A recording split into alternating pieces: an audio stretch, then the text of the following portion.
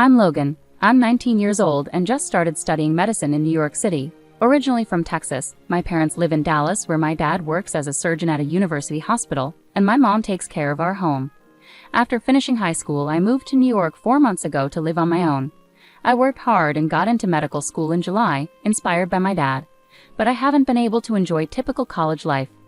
I wanted to make friends, join clubs, and have fun, but money has been tight. My parents pay my tuition, but I have to handle all my other expenses. Apart from classes, I've taken on jobs like tutoring, event staffing, and working at a bar. Even with these jobs, it's been hard to make ends meet each month with rent and living costs. I often switch between jobs to fit my schedule and work mostly on weekends. It's been tough both mentally and physically. I get tired in class, and when I come home late, I struggle to find the energy to study. I'm worried I might have to repeat the year because I'm falling behind in my classes. If things keep going like this, I won't be able to focus on my studies, which are supposed to be my main priority. I felt anxious and desperate, so I called my mom to ask for some financial help, even if it was just a little. My dad is rarely home because of his busy job, so my mom handles the finances. Even though my dad earns a good income, my mom said they didn't have extra money and that paying for my tuition was already hard, so they couldn't send me any more money. With that answer, I felt stuck. Most of my friends who live on their own get financial help from their parents, and I invite them. But I decided to keep working hard at my jobs. When midterm exams came, I hadn't studied enough, and as expected, I had to take retests. I managed to finish the retests at the beginning of August, and then started my summer vacation. I plan to work as many jobs as I can during the long break to earn as much money as possible. After the summer break, I plan to focus more on my studies, so I'm going to reduce my work shifts. This means I need to save even more money, so I'll cut back on my living expenses. For meals, I'll save by eating instant noodles, bread, and discounted pre-packaged meals. Whenever I need to go somewhere, I'll use my bike to avoid transportation costs. I grew up in a well-off family, so I never had to worry about money before. I never expected to live in such poverty after moving. It was a very busy time, but I kept in touch with a college friend through text messages. Seeing their fun photos made me sad, realizing how different life could be for students at the same university.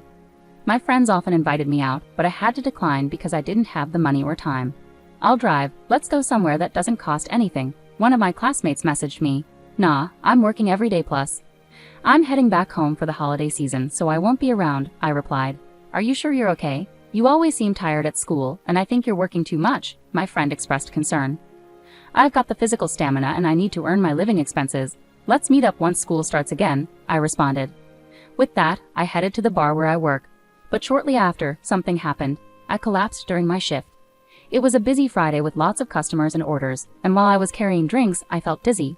I don't remember much after that, and when I woke up, I was in a hospital. The doctor told me I collapsed due to exhaustion and malnutrition. I received IV fluids and was allowed to go home the same day. I immediately called my boss at the bar to apologize. My boss told me that after I collapsed, he called my name, but I was too out of it to respond, so he called an ambulance right away. He had also contacted my parents. "You've been taking a lot of shifts and I relied too much on that. Sorry about that. I want you to rest easy for the rest of the month," my boss said. That meant a cut in my income. Riding the subway home from the hospital, I wondered if I should take on more tutoring jobs. I felt lost. I was supposed to work at the bar the next day, but now I had the day off. I decided to stay in bed and rest. Checking my phone, I saw a message from my friend that I had missed while I was unconscious. I replied and explained why I hadn't answered earlier. After learning about my situation, my friend decided to come over. He bought groceries and made spaghetti for me. While eating the meal he had kindly prepared, we talked about the costs of living alone. When I mentioned that I wasn't receiving any financial support from home, my friend was surprised. "That's why you've been working so hard? Your dad's a doctor. You should be getting some help." I asked Mom, and she said they're barely managing with just my tuition. "Really? But you're an only child, right? Maybe if you ask again, they could send a little support." Mom said even a small amount of support was out of the question. "No way, that doesn't make sense. I hate to say this, but maybe your dad is sick and can't work," my friend suggested. I started thinking it over.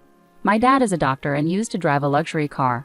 Our house is in an upscale neighborhood, and I went to private schools my whole life, so why would Mom suddenly say they have no money? I became worried. I immediately messaged my mom, "Are you both okay?" She replied after a while, "We're fine," but I couldn't relax. I thought maybe they were just saying that to keep me from worrying. Since I had planned to go home for the holidays, I decided I would talk to my parents about this in person.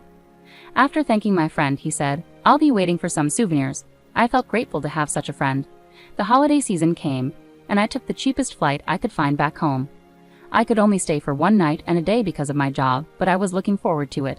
When I arrived, my parents greeted me at the door. My dad seemed surprised when he saw me. "You've lost a lot of weight, really," he remarked. I hadn't noticed myself, but apparently I looked quite different. My mom was also taken aback and fell silent. For lunch, my mom had prepared salad, soup, and chicken wings. For the first time in a long while, the three of us sat down to eat together. As soon as we sat down, my dad looked worried and asked, "You look thinner. Are you eating properly?" I told him the truth. "Not really. It's been a while since I had such a luxurious meal." "What do you usually eat?" my dad inquired. "Instant noodles, bread, and sometimes discounted pre-packed meals." "What about the cafeteria food?" he asked. "The cafeteria is too expensive for me." "Is it that expensive?" he questioned. "It's about $5 or so," I replied. Hearing that, my dad looked puzzled. "Is the money I've been sending enough for you?" I was confused and responded, "Huh? I haven't been getting any money." My dad was shocked. "What do you mean? So you haven't received any money for the past 4 months?" "I haven't received any. Have you really been sending money?" "I had asked your mom to transfer $2,000 every month into your account." "Really?" I was surprised. "Mom told me that your finances were tight and that she couldn't afford to send any money." Dad looked confused. "We have enough money. What's happening?" Dad immediately asked Mom, "Paisley, have you been sending money to Logan like you're supposed to?" Mom looked down without saying anything. I started to worry. Maybe Dad got sick and couldn't work, so that's why I wasn't getting any money. "No, I've been working as usual," Dad said. "That's good to hear," I said, feeling a bit better. "But then why didn't I get any money?" I was so confused. "Paisley, what's going on?" Dad asked again. Mom still stayed silent and wouldn't look at us. "Please, don't stay quiet. Can you explain?" Dad asked again. Finally, Mom said softly, "I haven't sent any money." "What? You haven't sent any money to Logan," she admitted. Both Dad and I were shocked. "What? Why not?" Dad asked, surprised. "There are just too many things we need to pay for," Mom started explaining. "Isn't our home loan already paid off?" Realizing she couldn't hide it any longer, Mom revealed, "I've been keeping the money for myself." I was shocked. I read online that medical students can earn more than regular students by tutoring, so I thought you'd manage. I asked for some money, even a little, but I didn't realize you were struggling that much, Mom continued calmly.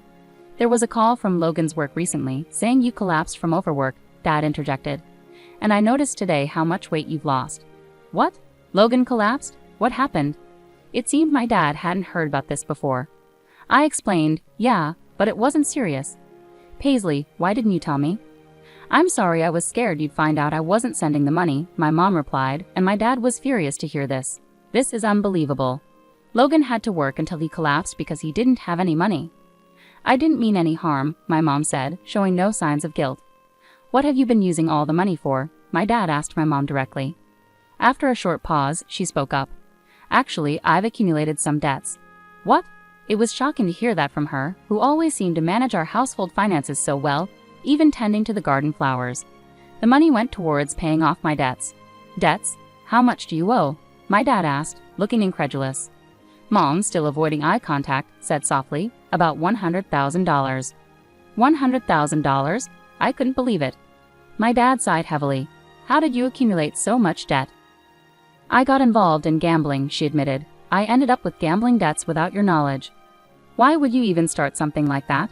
my dad asked, clearly dismayed, holding his head in his hands. "About 2 years ago, I started gambling just to pass the time.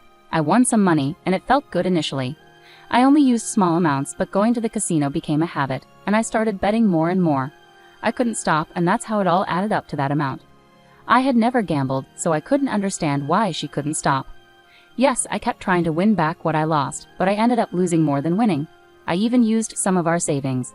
"So you've spent more than just the debt amount?" my dad exclaimed at my mom. "How much of our savings did you use?" "About $30,000.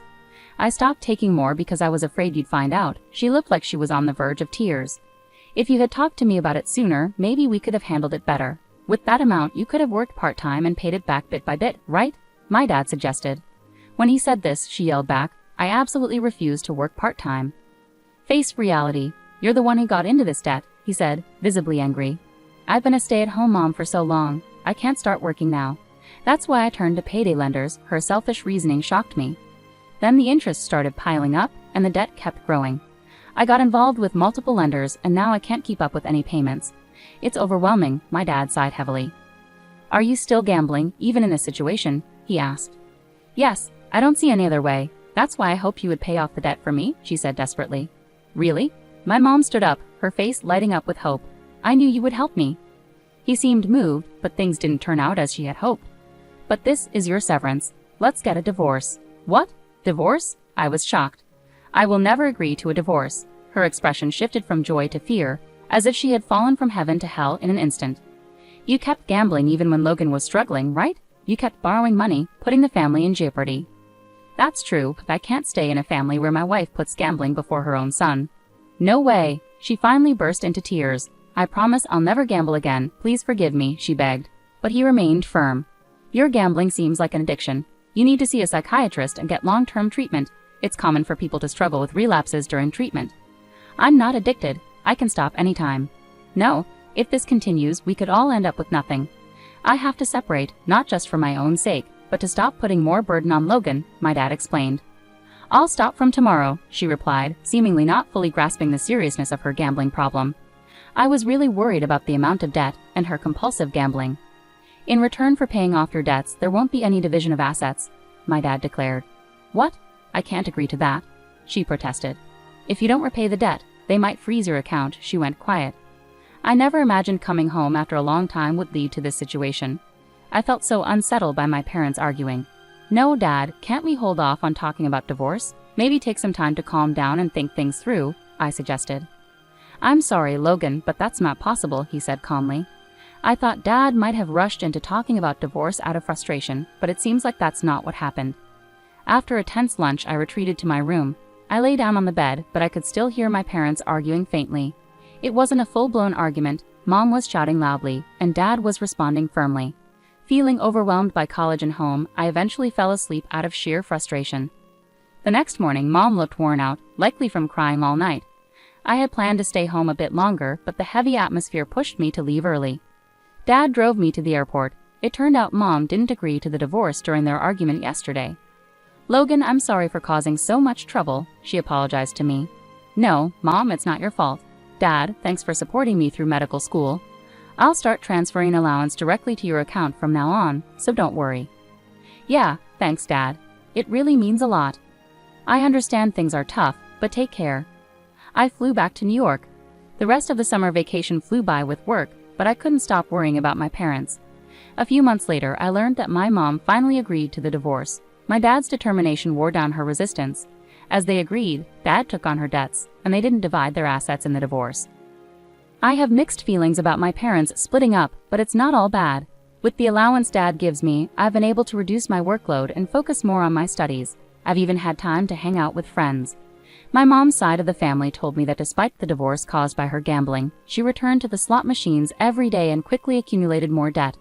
Her family couldn't bail her out, so she reluctantly started working part-time. She's currently in therapy to conquer her gambling